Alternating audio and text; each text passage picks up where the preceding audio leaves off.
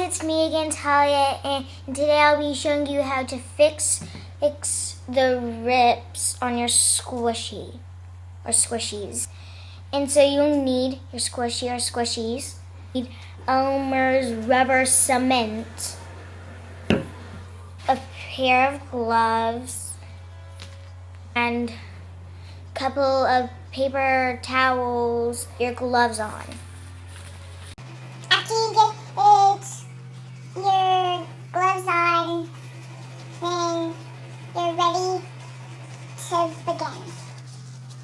And so, put your squishies, I'll do one at a time. If you have multiple squishies that need to be fixed, put it on there, grab the Elmer's rubber cement. And it before it's like this, and get your squishy prepared. And I wouldn't put a lot on it. Okay, guys? I would try to be careful, because you don't want it to go everywhere. And when you're ready, carefully open the part where you're gonna fix your squishy and put it on there. So, and I'll do it at a time. And it's okay if it gets a little messy. It's a squishy. And it's rubber cement. And so,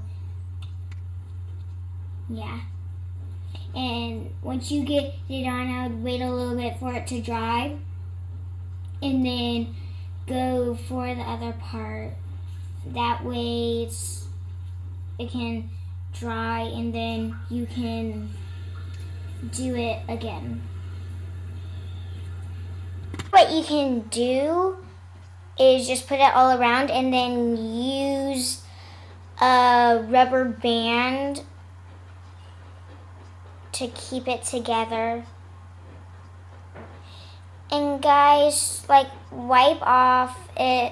it off some, because you don't want a whole bunch on there.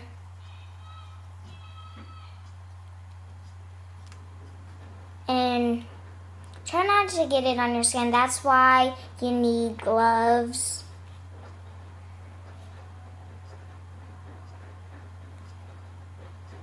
And it's gonna be a little messy, so that's why you got the paper towels. And I would recommend doing this in the dining room, because that's really a good place to do it. And that's where I'm doing it.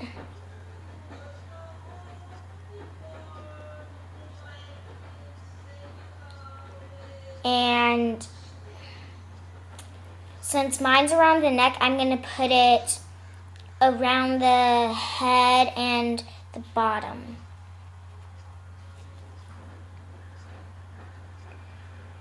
And once you get it all around,